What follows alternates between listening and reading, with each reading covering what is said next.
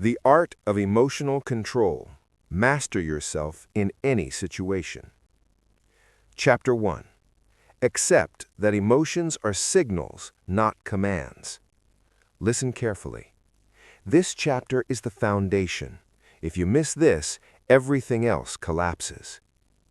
Most people think emotions are orders. They feel angry, so they act angry. They feel afraid, so they retreat. They feel offended, so they explode. That's how most people live on autopilot, pulled by emotion, dragged by impulse, and that's exactly why they stay stuck. Here's the truth you need to understand. Emotions are signals, not commands. They tell you something is happening, but they don't tell you what to do next. That distinction changes everything. Right now, your emotions might feel powerful, urgent, overwhelming. But feeling something doesn't mean you have to act on it. Say this to yourself. I feel it, I don't obey it. Say it again. I feel it, I don't obey it. This sentence alone can change your life if you live it. Think about it like this. A red light on a dashboard is a signal. It tells you there's an issue, but it doesn't tell you to smash the car. Emotions work the same way. Anger is a signal. Fear is a signal. Sadness is a signal. Anxiety is a signal. They are information. They are data. When you treat them like commands, you give them control, and control is exactly what this book is about. Most people don't choose their reactions, they justify them. I was angry, I was stressed, I was hurt, I had no choice. That last sentence is a lie. You always have a choice. Say it. I always have a choice. That's the key. Emotional control doesn't mean suppressing emotions. It doesn't mean pretending you feel nothing or becoming cold. It means noticing the emotion and then deciding. You don't deny it. You don't fight it. You don't obey it. You observe it. That's mastery. Your mind has two systems. One reacts, the other chooses. The reactive system is fast, loud, emotional. The choosing system is slower, quieter, logical. Most people live in reaction. You're here to learn how to choose. When someone disrespects you, anger shows up. Anger says, attack, defend, prove yourself. But anger is not a boss, it's a message. The message might be, a boundary was crossed, something matters to you, there is a threat. Good, you received the message. Now what? That's where control begins. You don't need to explode to prove strength.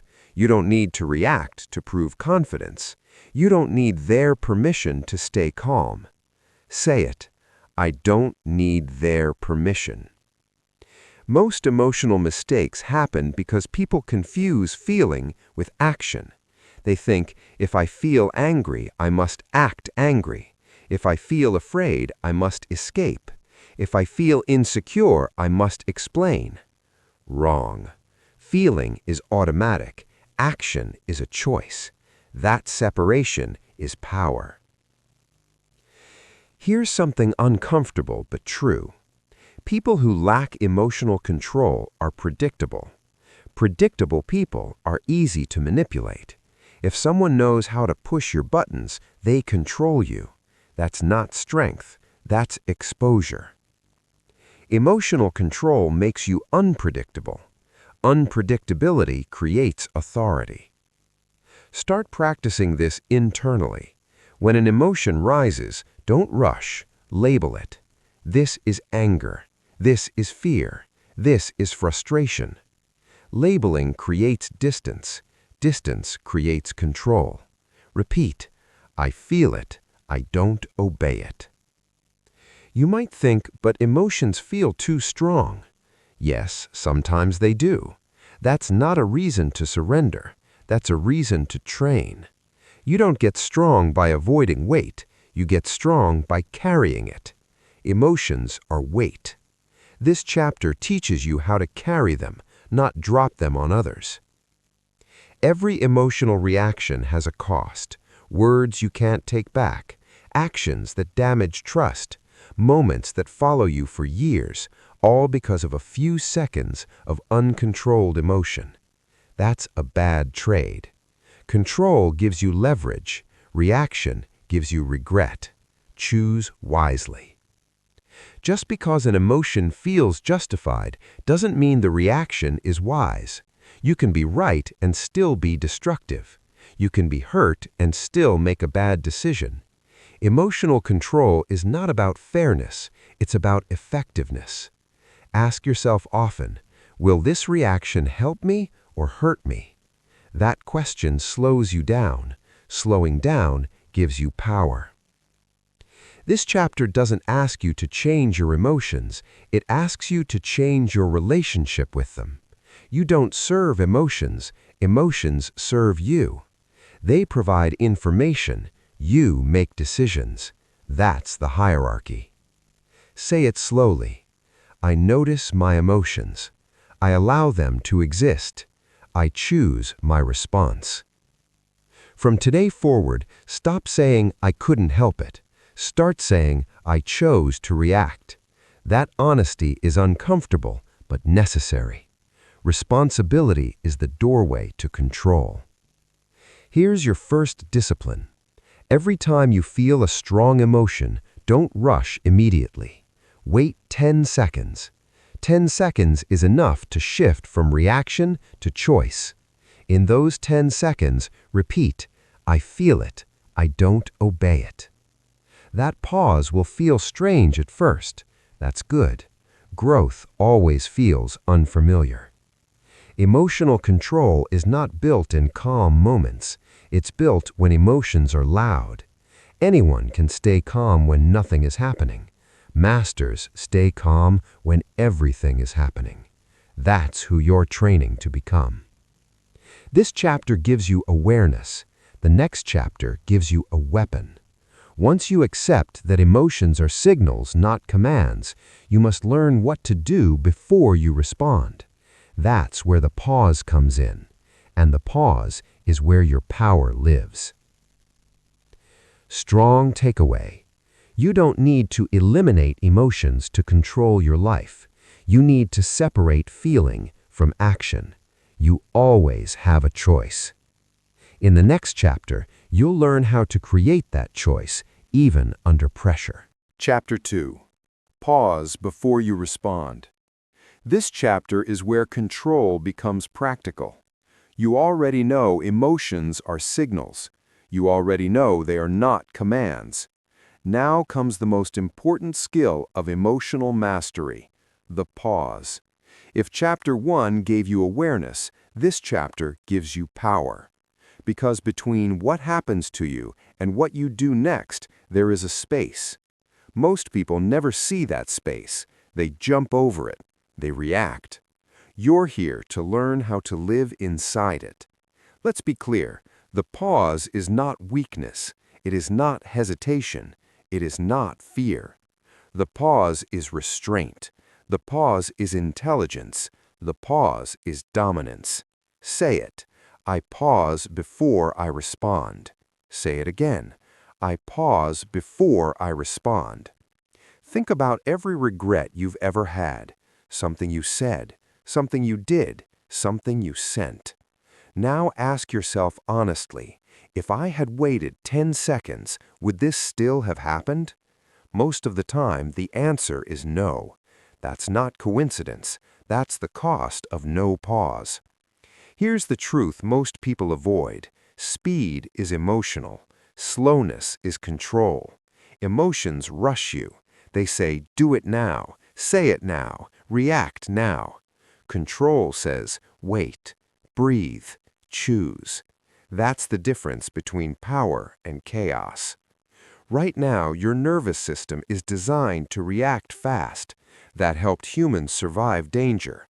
But most modern threats are not life or death. A comment, a look, a message, a tone. Reacting fast to these doesn't protect you, it exposes you. So you must retrain your response. The pause is how you do it. The pause creates separation. Separation between stimulus and action, between emotion and decision, and in that separation, you gain leverage. Say it, I create space. That's the key. Let's talk about breathing. Breathing is the anchor of the pause. When emotions spike, your breath becomes shallow and fast. That fuels reaction. Slow the breath, and you slow the mind. You don't need complex techniques, you need consistency. Here's the rule. Before you respond to anything emotional, take one slow breath. In through the nose, out through the mouth. That's it. One breath can stop a lifetime of bad habits. Why does this work? Because breathing tells your body you are safe. And when the body feels safe, the mind regains control. You're not calming down to feel better. You're calming down to think better. That's emotional discipline. Most people fear the pause. They think if they don't react instantly, they'll lose respect, power, control. That's backwards. Instant reactions give others control over you. The pause takes it back. Say it clearly. My pause protects my power. Here's an example. Someone disrespects you. Your emotion says, respond now. Put them in their place. Don't let that slide. You pause. You breathe. Now you ask one question. What response serves me? Not your ego, not your pride, you. Sometimes the answer is silence, sometimes a calm boundary, sometimes walking away. But now it's a choice, not a reflex. Understand this, you don't need to win every moment. You need to win the long game. Emotional reactions feel good for seconds. Controlled responses protect you for years. That's a trade worth making every time. The pause also exposes people. When you don't react, others reveal themselves. They get louder, more emotional, more impulsive, and you stay calm.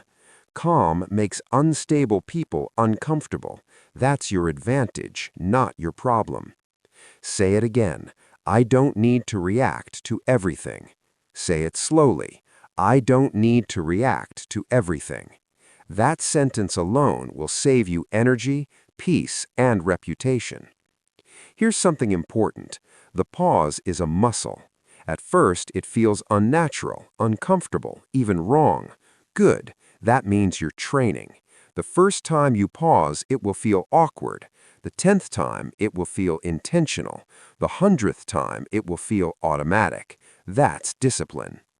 Most people think emotional control means thinking harder. No, it means interrupting the reaction. Thinking comes after the pause. Without the pause, thinking never shows up.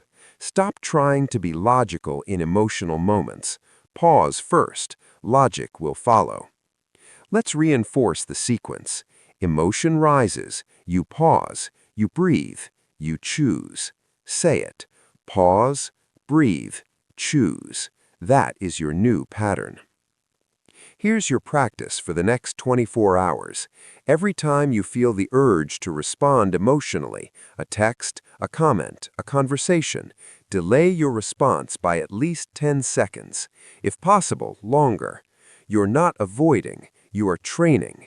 You are teaching your nervous system that you are in charge. Remember this, anyone can react. Very few can pause, and the ones who can pause are the ones who control outcomes.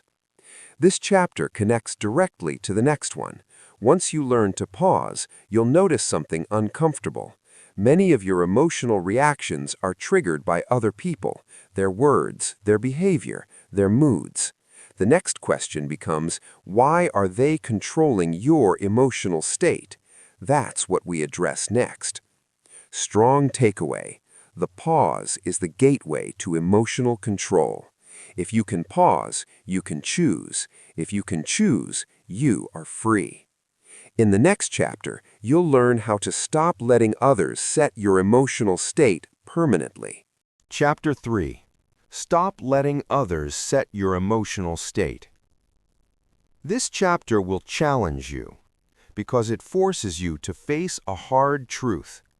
If someone else can control your emotions, they control you. Not sometimes, not a little, completely. Most people hand that power away every day without even noticing. Let's be direct. If someone can make you angry on command, they own your nervous system. If someone can ruin your mood with a comment, they're living rent-free in your mind. If someone can dictate how you feel, you are not in control. You are reacting, and reaction is dependence. Say it clearly. My emotional state belongs to me. Say it again. My emotional state belongs to me. That's the standard you're training toward. Most people believe emotions are caused by others. They made me angry. She stressed me out. He disrespected me. That language removes responsibility, and when responsibility disappears, control disappears with it. Here's the correction. People don't cause your emotions, they trigger them. Triggers activate something that already exists. That means the emotion was inside you. That's not blame, that's power. Because what's inside you is something you can train.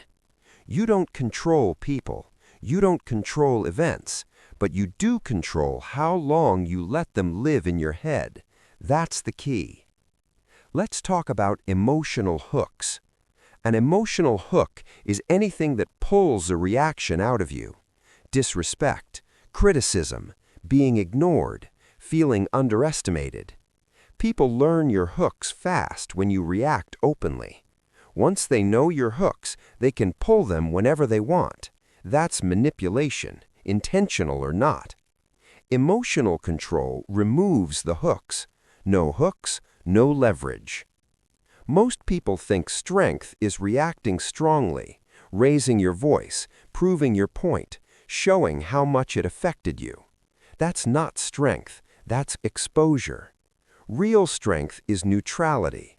Real strength is choosing not to engage emotionally when engagement gives nothing back. Say this, not everything deserves my emotion. Here's the uncomfortable truth. People will test your emotional boundaries, some consciously, some unconsciously. When they see you react, they learn where your control ends. When they see you stay calm, they learn where it begins. You don't need to correct everyone. You don't need to respond to every challenge. You don't need to defend your identity. You don't need their permission. Say it. I don't need their permission. Let's talk about offense. Offense is optional. Read that again. Offense is optional. Someone can say something offensive. You decide whether to carry it. Carrying offense costs energy. Dropping it preserves focus. Ask yourself often, is this worth my emotional energy? If the answer is no, you already know what to do. Here's a powerful reframe. When someone tries to provoke you, they are showing you their level, not yours. You don't need to go down there to prove anything. Calm creates distance. Distance creates clarity. Clarity creates control. Say this slowly. I observe, I don't absorb. That sentence changes interactions. You can hear words without internalizing them. You can notice behavior without reacting to it. That's emotional independence. Many confuse emotional independence with coldness. It's not. You still feel, you just don't surrender. You still care, you just don't spiral. That's maturity. Let's use a real scenario. Someone criticizes you unfairly. Old pattern, immediate defense, explanation, emotional reaction. New pattern, pause, breathe, observe. Ask internally, is this feedback useful or just noise? If it's useful, you take it calmly. If it's noise, you let it pass. Either way, you stay in control. Notice something important. You didn't need to attack. You didn't need to retreat. You didn't need to explain. You chose. That's the win. Here's another truth. When you stop reacting emotionally, some people will escalate. They want the reaction back. They want the control. Stay calm. That escalation is proof your calm is working. Most emotional manipulation fails when it meets silence and stability. You don't argue with chaos. You don't negotiate with emotion. You stay grounded. Say it again. I choose my emotional state. Say it until it feels normal. Here's a discipline for this chapter. For the next few days, notice how often your mood changes because of external input, a message, a tone, a look, a comment. Each time it happens, say internally, I choose my response. That awareness alone reduces emotional swings. Remember this, if someone can ruin your peace is unprotected. This chapter teaches you how to guard it. Emotional control doesn't mean disengaging from life. It means engaging on your terms. You decide when something matters. You decide when something doesn't. That decision is power. This chapter sets up the next one. Once you stop letting others control your emotions, you need a practical tool to stabilize your mind in real time. That tool is physical, immediate, always available. It's your breath. Strong takeaway. No one controls your emotions unless you allow it. Triggers reveal where training is needed. Your calm is your responsibility. In the next chapter, you'll learn how to use your breathing to regain control instantly, even under pressure. Chapter 4. Control your breathing to control your mind. This chapter is practical, immediate, non-negotiable. When emotions rise, thinking fails, but breathing never leaves you. Your breath is the fastest way to regain control of your mind. Not motivation, not logic, not positive thinking. Breathing. Most people ignore their breath until they are overwhelmed. That's too late. You train breathing before pressure, so it works during pressure. That's discipline. Here's the truth. Your mind follows your body, not the other way around. When your body is tense, your thoughts race. When your breathing is shallow, your emotions spike. You cannot think clearly in a body that feels threatened. So you don't argue with your emotions. You calm the body first. Say this, I control my breath. My breath controls my mind. That's the chain. When stress hits, your breathing changes automatically. It becomes fast, shallow, high in the chest. That signals danger. Your nervous system doesn't care if the danger is real or imagined. It reacts anyway. If you want emotional control, you must interrupt that signal. Breathing is how you do it. Let's make this simple. You don't need complex techniques. You don't need counting apps or rituals. You need awareness and consistency. Here is your base rule. Slow breath in, long breath out. The exhale is the key. Longer exhales tell your body, I'm safe. Safety brings clarity. Right now, try this. Inhale slowly through your nose. Don't rush it. Then exhale through your mouth, slower than the inhale. Do it again. That's it. That's control. Notice something. Your shoulders drop. Your jaw loosens. Your thoughts slow. That's not coincidence. That's physiology. You're not calming down. You're taking command. Most people try to control emotions mentally. They say, don't feel this. Think positive. Get over it. That rarely works under pressure. Why? Because emotions live in the body first. You start with the body. That's intelligence. Say this again. Slow breath, clear mind. Repeat it until it becomes automatic. Here's why this matters. When you control your breathing, you reduce impulsive reactions, widen the pause, and regain choice. Breathing is what makes the pause possible. Without it, the pause collapses. Let's talk about anger. Anger accelerates breathing. Fast breathing fuels aggression. Slow the breath, and anger loses momentum. You don't suppress anger, you drain its fuel. That's the difference. Fear works the same way. Fear tightens the chest, shortens breath, narrows focus. Slow breathing expands perception. When perception expands, fear loses authority. Anxiety? Same system. Anxiety is often just untrained breathing paired with repetitive thoughts. Slow the breath consistently and anxiety loses its grip, not instantly, but reliably. Say this clearly: I don't fight emotions, I regulate them. That's mastery. Now let's address a common mistake. Some people breathe only when they're already overwhelmed. That's like learning to swim while drowning.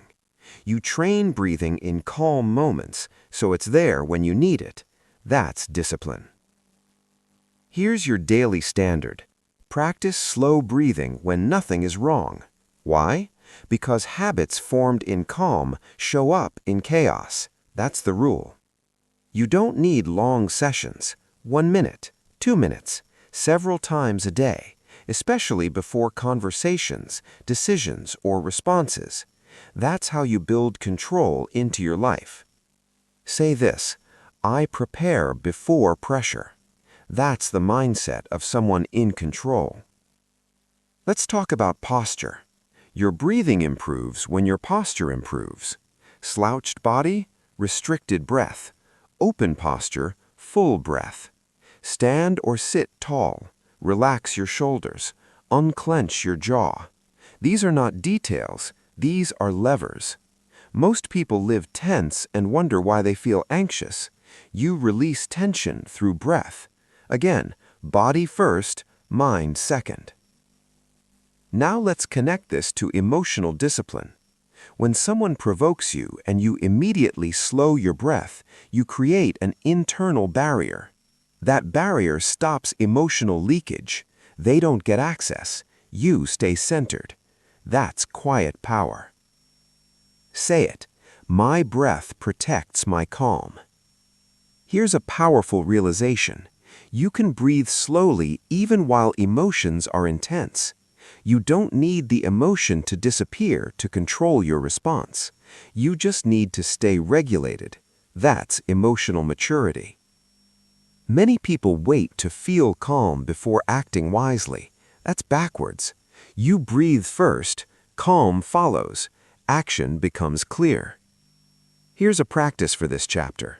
For the next 48 hours, whenever you feel emotion rising, anger, stress, anxiety, do not analyze it, do not explain it. Just breathe slowly for 3 breaths, then decide what to do. That's it. Simple, effective, repeatable. Say this again: I use my breath to stay in control. Understand this: you will forget sometimes. That's normal. What matters is not perfection. What matters is returning to the breath again and again. Repetition builds control. This chapter gives you a physical anchor, but there's something deeper you must face next. Even with breathing, many people still panic when discomfort shows up. They escape it, avoid it, numb it. That's the next limitation. The next chapter will teach you how to sit with discomfort without losing control. Emotional mastery requires tolerance. Strong takeaway: your breath is the fastest path back to control. Slow breathing calms the body and clears the mind. If you can control your breath, you can control yourself. In the next chapter, you'll learn how to sit with discomfort without reacting, and why that skill changes everything. Chapter 5. Learn to sit with discomfort. This chapter separates those who grow from those who run. Emotional control is not built when you feel comfortable. It is built when you don't. Most people aren't ruled by emotions. They are ruled by their fear of discomfort. They escape it, distract from it, numb it, avoid it. Every time they do, they weaken their ability to stay in control. Here's the truth you must accept. Discomfort is not danger. Your body reacts as if it is, but that reaction is automatic. Your response is not. Say it. Discomfort is not danger. Say it again. Discomfort is not danger. That's the key. When discomfort shows up, emotions get loud. Anxiety says, get out, fix this now, make it stop. Anger says, attack, blame, explode. Sadness says, withdraw, shut down, give up. These are not instructions. They are attempts to escape discomfort. Escape is the habit you are here to break. Most emotional reactions aren't about the situation. They are about the intolerance of feeling uncomfortable. That's why this chapter matters. If you can sit with discomfort without reacting, you gain emotional authority. Say this clearly. I can handle this. Say it slowly. I can handle this. That sentence rewires how you face pressure. Discomfort feels urgent, but urgency is a sensation, not a fact. You don't need immediate relief. You need capacity. Capacity is built by staying. Let's talk about avoidance. Avoidance feels good short-term, but it trains weakness. Every time you escape discomfort, you teach your nervous system that discomfort is dangerous. Next time, it reacts faster, stronger, louder. That's how emotional fragility is built. Now the opposite. Every time you stay present and don't react, you teach your nervous system, I'm safe. When the body learns safety, the mind regains control. That's training. Say this, I stay. Short, powerful. Discomfort shows up in many forms: silence, awkwardness, uncertainty, waiting, not knowing. Most people rush to fill the space. They talk, explain, justify, react, not because it's necessary, but because silence feels uncomfortable. Here's discipline. Let the silence exist. Let the tension exist. Let the discomfort pass on its own, without interference. That's emotional maturity. Let's be honest. The first time you do this, it will feel intense. Your body will push you to act. Good. That's the training moment. That's where growth happens. Say it again. I feel discomfort. I don't run. That's your new rule. Discomfort is temporary.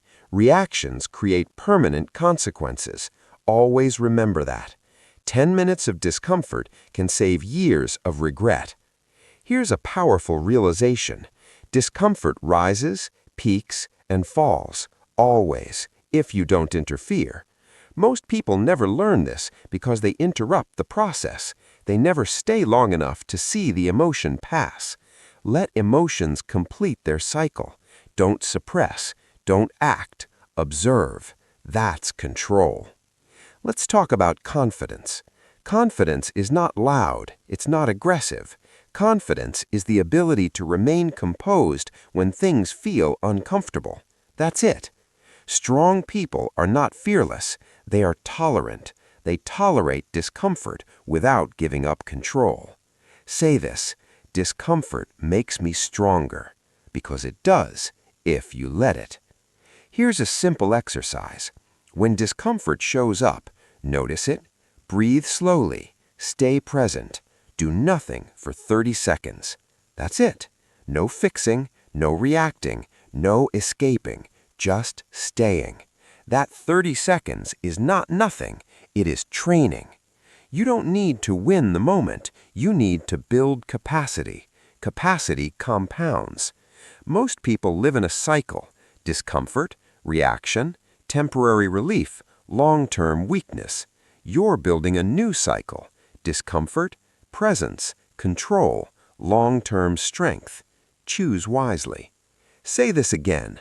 I can be uncomfortable and still be in control.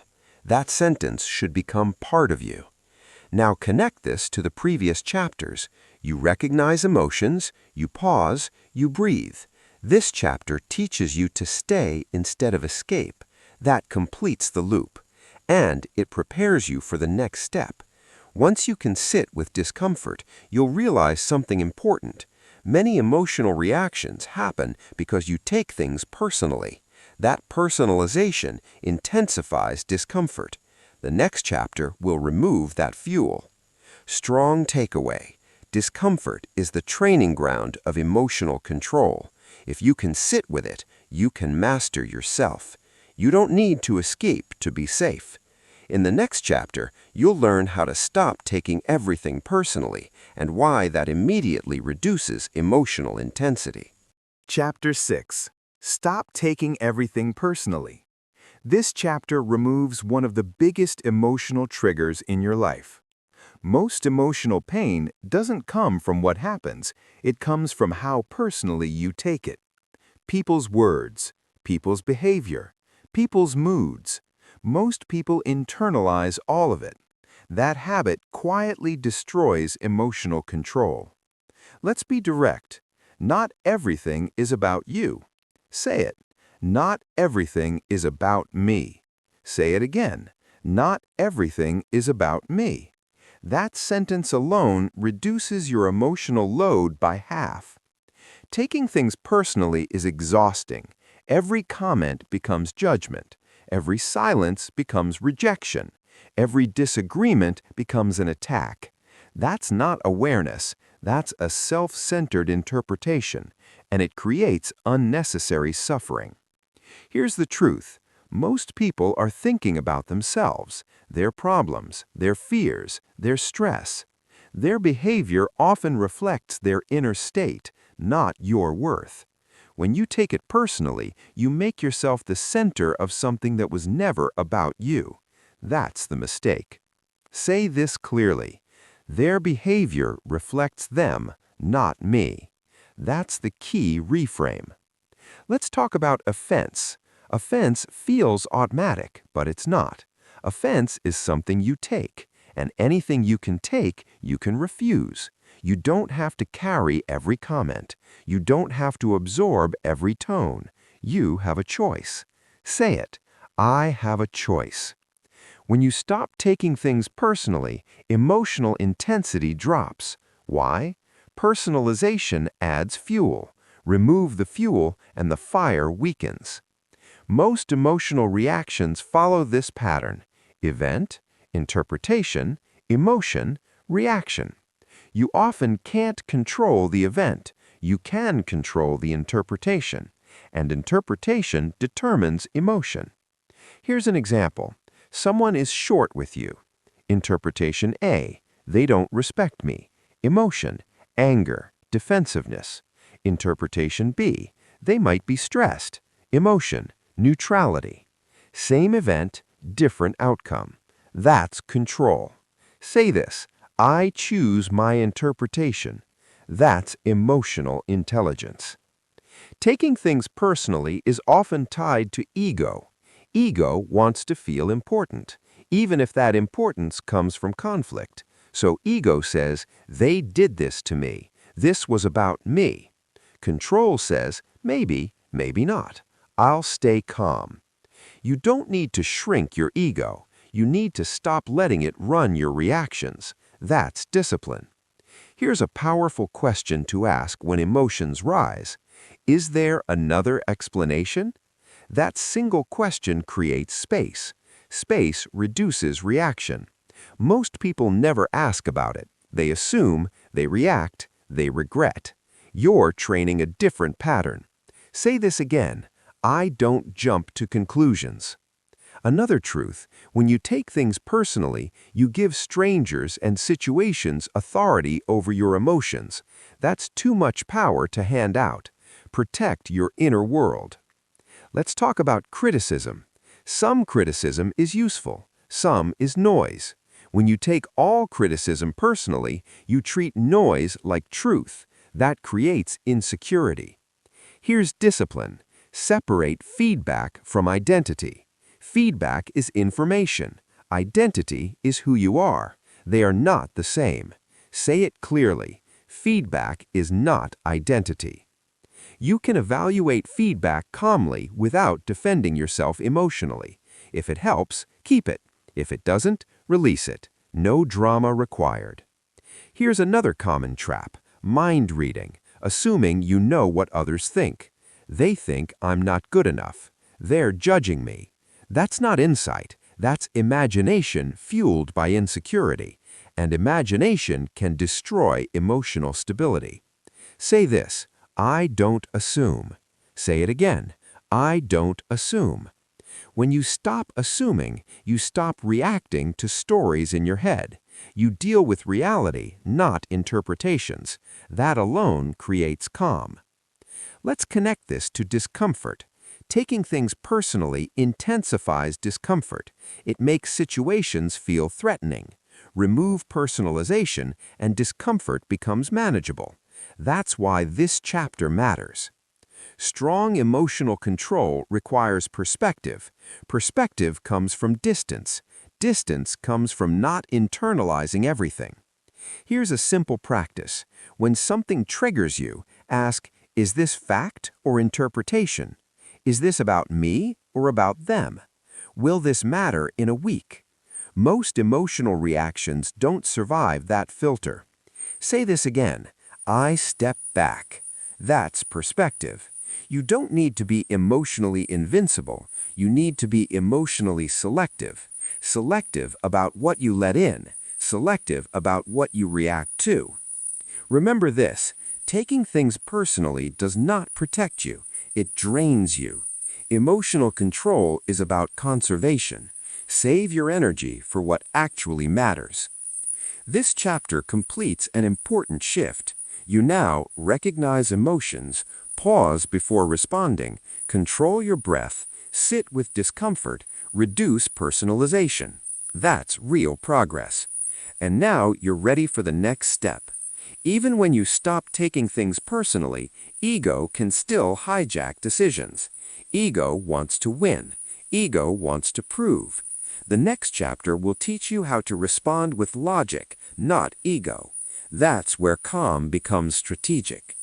Strong takeaway: not everything is about you. Personalization fuels emotional reactions. Perspective restores control. In the next chapter, you'll learn how to choose logic over ego and why ego is the fastest way to lose emotional control. Chapter 7. Respond with logic, not ego. This chapter is where many people fail. Not because they don't understand it, but because ego feels good. Ego feels powerful. Ego feels justified. Ego feels right. But ego is emotional, and emotional thinking destroys control. If you want emotional mastery, you must learn to override ego with logic. Let's define ego clearly. Ego is the part of you that wants to win arguments, defend identity, prove worth, protect pride. Ego is obsessed with how things look, not how things work. Logic is different. Logic asks, what is effective? What serves me long term? What outcome do I actually want? That's the difference. Say this clearly: ego reacts. Logic responds. Say it again: ego reacts. Logic responds. That's the rule. Most emotional reactions are ego-driven. Anger after disrespect, defensiveness after criticism, over-explaining after doubt. Ego hates feeling small, so it reacts loudly. Logic doesn't need to prove anything. Logic is quiet, calm, strategic. Here's a hard truth. Ego feels strong in the moment, but weakens you long term. Logic feels restrained in the moment, but protects you long term. You must decide which future you want. Ask yourself often, am I trying to win or trying to be effective? Those are not the same. Winning feeds ego. Effectiveness builds power. Let's talk about arguments. Most arguments are not about truth. They are about identity. I need to be right. I need to be respected. I need to be seen. That's ego talking. Logic asks a better question. Is this conversation moving anything forward? If the answer is no, your silence is not weakness, it's intelligence. Say this, I don't need to win every exchange. Say it slowly, I don't need to win every exchange. Ego hates silence. Silence feels like loss to ego, but silence often wins outcomes. Silence denies fuel. Silence preserves position. Silence protects control. Here's an example. Someone challenges you publicly. Ego says, respond immediately, correct them, show dominance. Logic says, what does responding gain me? Sometimes the smartest response is none at all. That frustrates ego, but strengthens you. Ego wants validation.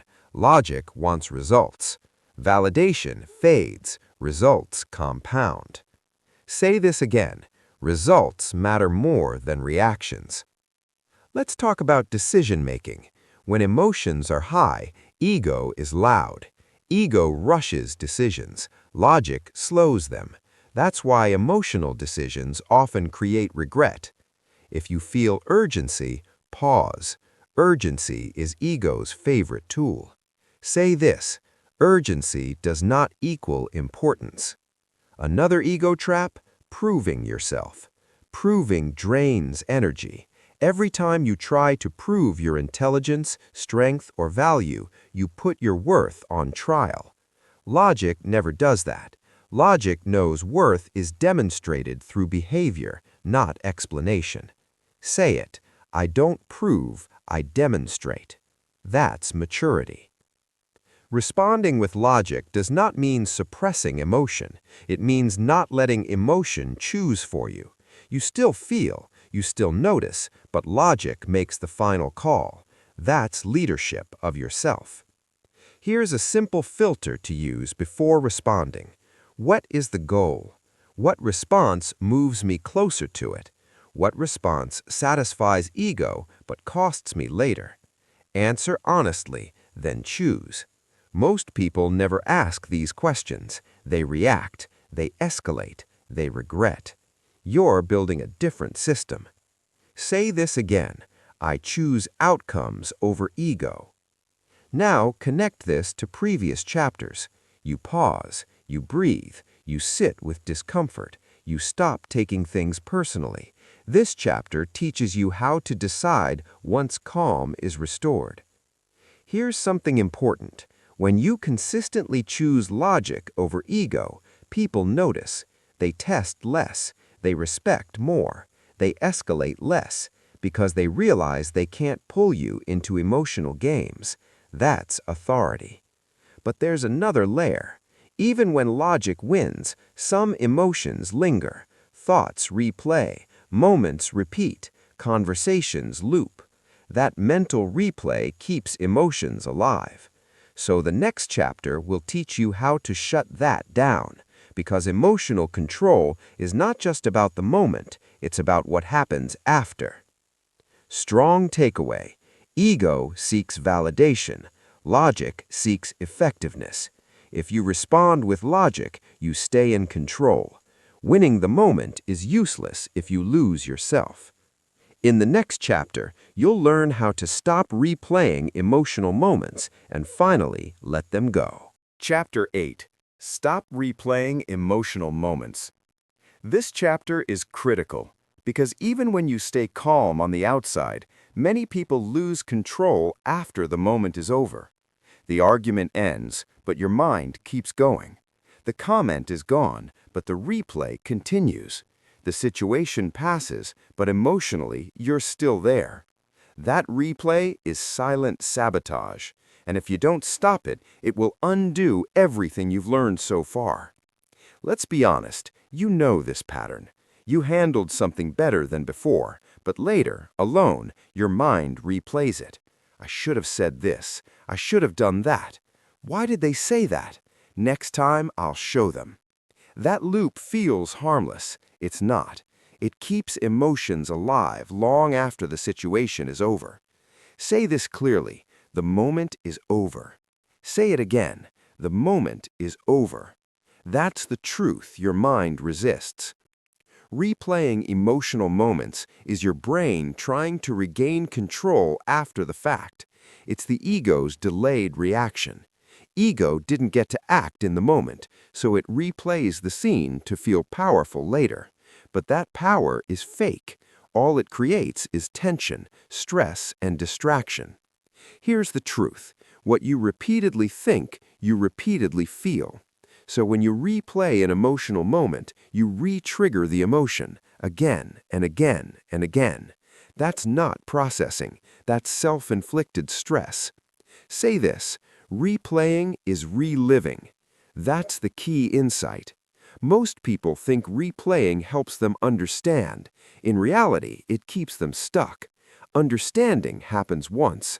Replaying is obsession disguised as reflection. There is a difference. Reflection asks, what can I learn? Replaying says, let's feel this again. Only one of those is useful. Here's discipline. When the mind starts replaying, you interrupt it. Not aggressively, not emotionally, firmly. Say internally, not useful. Short, clear, final. You don't argue with the thought. You don't analyze it. You don't expand it. You cut it off. That's control. Let's make this practical. A memory pops up. Your chest tightens. Your jaw clenches. Old pattern, you follow the thought. Build a story. Let emotion grow. New pattern, you notice the thought. You label it. You stop it. Label it as replay, old moment, not happening now. Then return to the present. Say this, I am here, not there. That grounds you. The mind hates unfinished emotional business. So here's a rule. If you cannot act on it now, you don't think about it now. Thinking without action is mental torture. Ask yourself, can I do something about this right now? If the answer is no, thinking about it is pointless. Release it. This takes discipline. At first, the mind will come back. That's normal. Each time it does, you repeat the interruption. Repetition builds authority. Say this again. I decide what gets my attention. That's mental ownership. Here's something important. You don't need closure from others to stop replaying. Closure is a decision, not a conversation. Waiting for external closure keeps you emotionally dependent. You don't need that. Say it clearly. I give myself closure. That's strength. Let's connect this to emotional control. Replaying keeps emotions alive. Letting go ends them. If you want calm, you must practice release. Release is a skill. Release does not mean forgetting. It means not feeding. Thoughts starve when you stop feeding them. Here's a powerful technique. When a replay starts, shift attention to the body. Feel your feet. Feel your breath. Feel the room. Presence breaks mental loops. You can't replay the past while fully present. Say this, back to now. Simple, effective. Most people don't lose emotional control in public. They lose it alone, in their mind. This chapter fixes that. Now, understand this. If you replay emotional moments, you carry yesterday into today. That ruins focus. That drains energy. That clouds judgment. Control means closing mental tabs. Say it again. Close the tab. Here's a daily practice. At the end of the day, say, today is complete. No review, no replay, no judgment. Completion creates peace. You don't need to be perfect. You need to be consistent. Every time you interrupt a replay, you weaken the habit. Eventually, the mind learns. This chapter prepares you for the next step, because once you stop replaying, you realize something powerful. You don't control outcomes, you control responses. Trying to control everything is another source of emotional stress. So next, we narrow your focus. We teach you what to control and what to release without resistance. Strong takeaway: replaying emotional moments keeps you trapped in the past. Interruption restores control. Peace begins when you stop reliving what's over. In the next chapter, you'll learn how to control what you can and release the rest without resistance. Chapter 9. Control what you can, release the rest. This chapter is about focus, real focus, the kind that separates people who thrive under pressure from those who crumble. Here's the truth. You cannot control everything. You cannot control people. You cannot control events. You cannot control outcomes. Trying to do so is a guaranteed path to frustration, anxiety, and emotional chaos. But you can control yourself, your actions, your responses, your attention, your mindset. That's where power lives. Say this clearly. I control myself. I release everything else. Say it again. I control myself. I release everything else. That sentence alone creates mental space you didn't know existed. Let's break it down. The first step is to identify what is under your control. Ask yourself, can I change this action? Can I influence this decision? Can I respond wisely in this moment? If the answer is yes, act. Do it deliberately, calmly, effectively. If the answer is no, release it immediately. Most people react to what they cannot control. They argue, they worry, they complain, they stew, they replay. All of that is wasted energy, energy that could build control. Say this: worry is wasted power. Here's the distinction. Control equals action plus responsibility. Release equals acceptance plus peace. Do not confuse release with weakness. Releasing what you cannot control is strength, the strength to conserve energy for what actually matters. Let's use an example. You have a colleague who irritates you. Old pattern. React emotionally. Complain. Plan revenge. Ruminate. New pattern. Focus on your work. Control your responses. Release their behavior. Keep calm. Same scenario, completely different outcome. Say this: I act where I can. I release the rest. Repeat it. The next step is mental inventory. At any given moment, notice: what am I trying to control that I cannot? What deserves my energy right now? What will truly affect my life in the long term? Most people answer these questions poorly. They expend power on noise, trivialities, and other people's choices. You are training a different system. Here's the practice. When something triggers you, pause and ask, can I influence this? Should I? Does this affect my long-term goals? If not to any, release. If yes, act deliberately. Say it again. Energy is my currency. I spend it wisely. Most people release only when forced. You're learning to release by choice.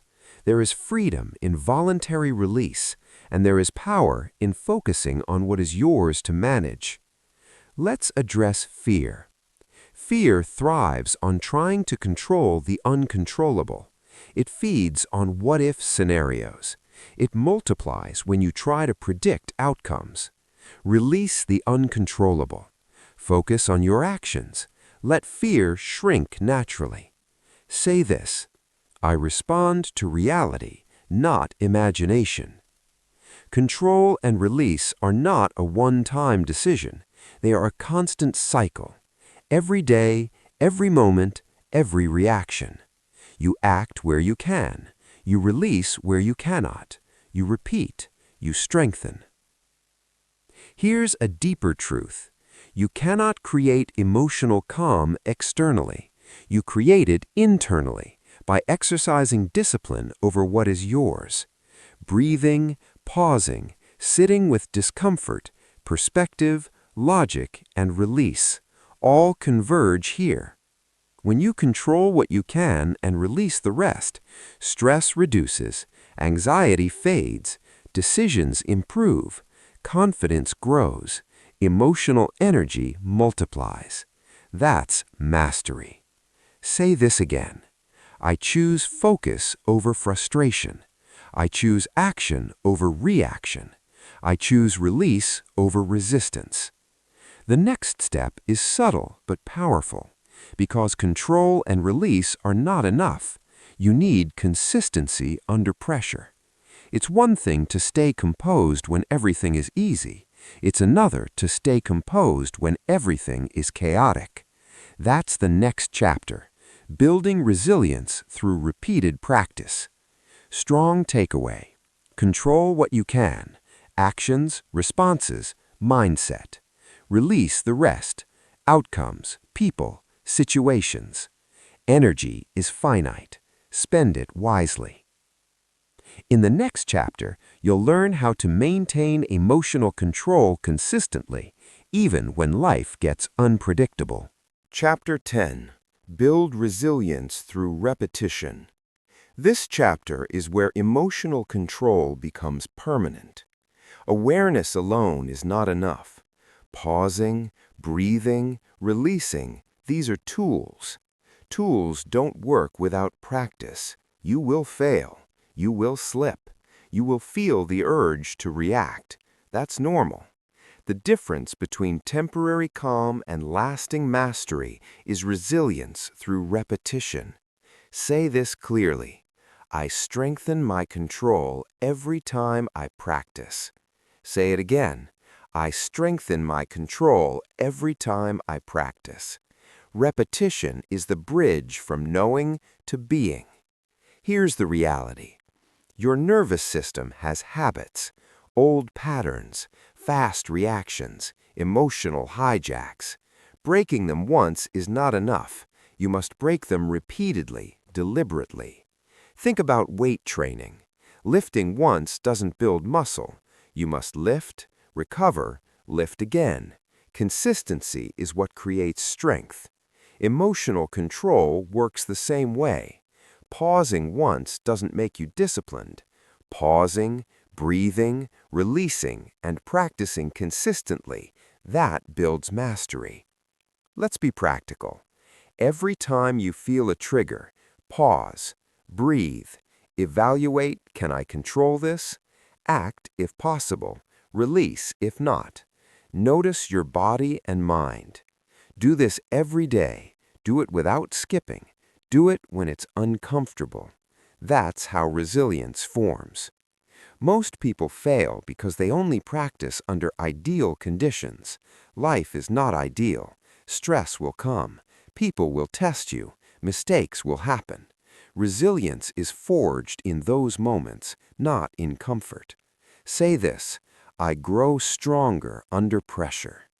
Here's another truth. Resilience is not about never feeling. It's about choosing to act despite feeling. You will feel anger. You will feel fear. You will feel doubt. You do not need to eliminate feelings. You need to train your response. Repetition rewires the brain.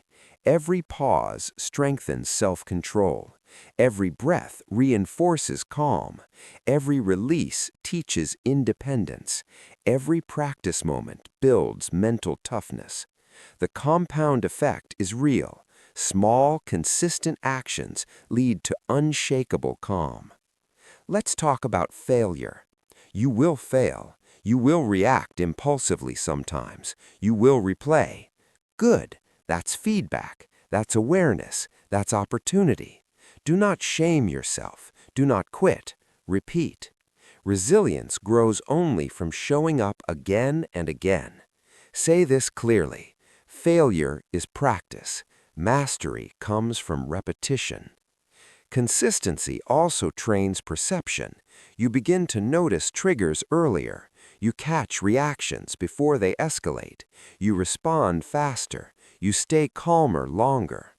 Repetition teaches anticipation, not just reaction. Here's a practical approach. Daily reflection. Identify one emotional trigger you encountered. Evaluate. Did you pause, breathe, release, respond logically? Adjust. Plan how you'll respond next time. Repeat tomorrow.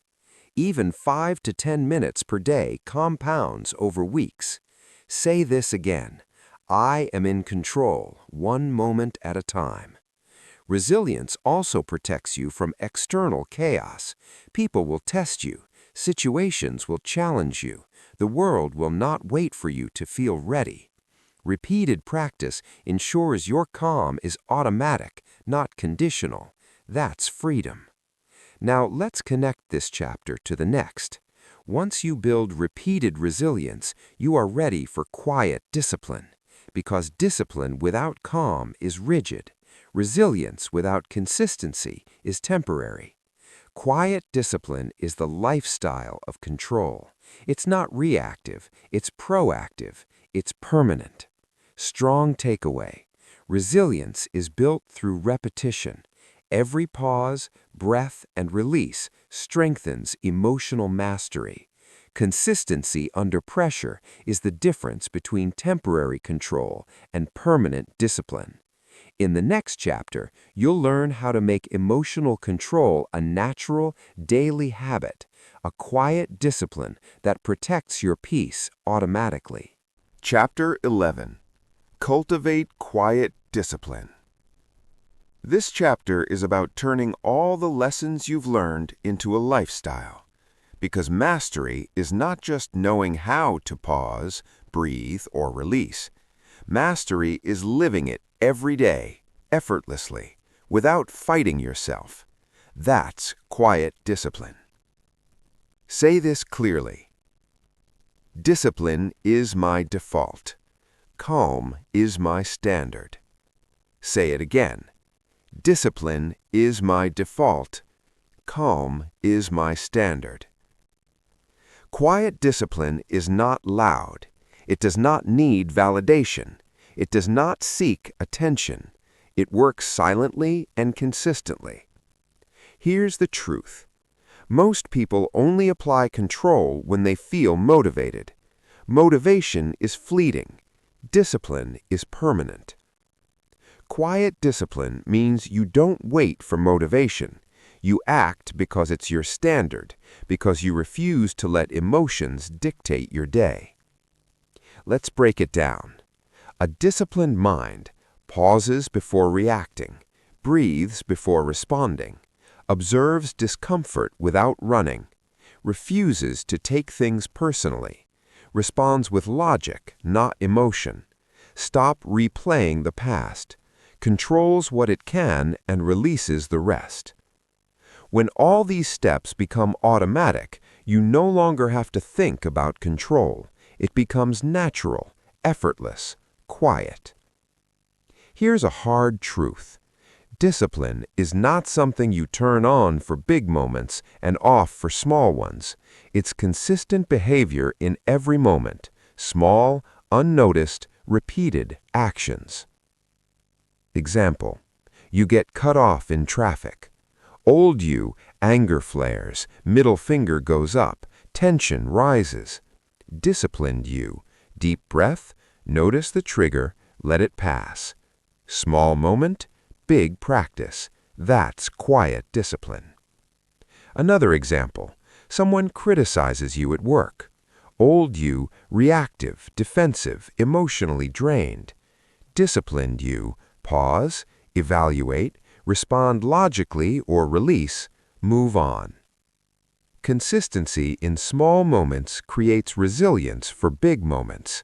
Say this, control is my habit, Calm is my choice.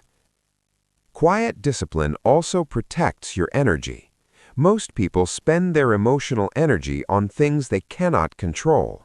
They react, they worry, they replay, they exhaust themselves. You conserve, you focus, you act intentionally. That's not only mastery, that's power. Here's a principle to follow. If it's not useful, let it go. If it's actionable, act calmly. If it's over, release it. Repeat every day, even in small moments, even when no one notices. Quiet discipline is invisible to others, but it's felt by them. Calm in the face of chaos, consistency under pressure, authority without aggression. People notice stability, they respect it, they test it less. Say this again: my discipline protects my peace. Another key point: discipline is built through repeated choices, not motivation. Every moment you choose calm, control, or release, you strengthen the habit. Over time, emotional mastery becomes automatic. Daily practice builds quiet discipline. Pause before responding. Breathe during stress. Sit with discomfort. Don't take things personally. Respond with logic. Stop replaying moments. Focus on what you can control. Release the rest. Do these repeatedly, silently, consistently. That's quiet discipline. The power of quiet discipline is in its permanence. It is not reactive. It does not depend on mood. It is built into your character. You no longer chase calm. Calm is already part of you. Strong takeaway: quiet discipline is the natural result of consistent practice. It makes emotional control automatic. It allows you to live life on your terms, not on the terms of your triggers, other people, or circumstances. In the next chapter, we will explore how to apply all these principles under extreme pressure, the real test of emotional control, where most people fail. Chapter 12. Master Emotional Control Under Pressure. This is where theory meets reality. All the skills you've learned, pausing, breathing, sitting with discomfort, responding logically, releasing what you cannot control, and cultivating quiet discipline will be tested under pressure. Because the real world is not calm. It is chaotic, unfair, fast, and unpredictable. If you can remain in control when life hits hard, you are no longer reactive. You are unshakable. You are free. Say this clearly: pressure reveals mastery. Say it again: pressure reveals mastery. Let's be honest. Pressure triggers your old patterns. It tests your patience. It amplifies emotions. It hijacks logic. It tempts you to escape, react, or overthink. This is natural. Everyone experiences it. The difference is what you do next. Here's a hard truth. When pressure hits, your first instinct will usually be emotional. That's your survival wiring. It wants to react. It wants to fight. It wants to flee. You override it with discipline, repetition, and control. Anchor yourself under pressure. Pause immediately. Take a deep, slow breath. Remind yourself, I control my response. This buys you space. Space allows logic to lead. Space allows calm to spread. High-pressure triggers: unexpected conflict, criticism or public embarrassment, urgent decisions, physical or mental fatigue, fear of failure. Each one activates emotion. Each one demands discipline.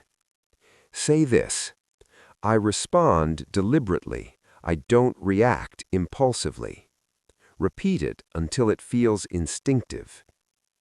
The key insight: pressure magnifies your habits. What you do under pressure is not invented in the moment. It is the sum of your repeated practice. Every pause, every controlled breath, every release you've practiced adds up. It shows now. It proves your discipline. Scenario: old you.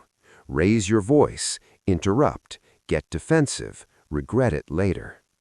Trained you. Pause, breathe, assess, respond calmly, and let the rest go. Notice the difference. Calm under pressure is not weakness, it is power. Say this again. Pressure tests me. I pass through it unshaken. Practical technique for extreme pressure. Pause. Do not act immediately. Deep, controlled breathing. Focus on exhale. Identify what you can control. Focus there. Decide action logically. Ignore ego impulses. Release the rest. Do not dwell. Repeat each step silently and deliberately. Make it automatic. Say this: I am calm, clear, and capable under pressure. Mindset shift. Most people fail under pressure because they forget the fundamentals. They panic, they overthink, they act from emotion, they replay mistakes. You succeed because you practice fundamentals consistently. Pressure is not the enemy. Pressure is the training ground. It shows you what is solid and what is weak. It magnifies habits. If your habits are strong, you thrive. If your habits are weak, you suffer. Say this again. Pressure strengthens me. I grow through it. Remember, no one controls your calm but you. Not circumstances, not people, not fear. Calm is internal, intentional, and your choice. Daily practice under simulated pressure. Imagine triggers before they happen. Practice your pause and breath in your mind. Visualize responding calmly. Repeat until automatic. This mental rehearsal reinforces control. Strong takeaway. Pressure is inevitable. Your emotional control under pressure defines your strength. Repeated practice and discipline make calm automatic. You cannot be shaken unless you allow it. Closing chapter. Your path to unshakable control. This is it. You've learned the system. You've learned the tools. You've learned the habits. You've learned how to pause, breathe, release, respond logically, and maintain calm under pressure. Now it all comes together. Say this clearly. I am in control. I choose calm. I own my life. Say it again. I am in control. I choose calm. I own my life. The final truth. Emotional control is not a skill you master once. It is a way of living. It is a choice you make every single day, in every single moment. When chaos comes, you stay calm. When people push your buttons, you pause and respond. When life gets uncomfortable, you sit with it and grow. When emotions rise, you choose logic over ego. When you feel powerless, you focus on what you can control and release the rest. This is not theory. This is not temporary. This is permanent. Remember, you have a choice. You always have a choice. No one else can take your calm unless you give it.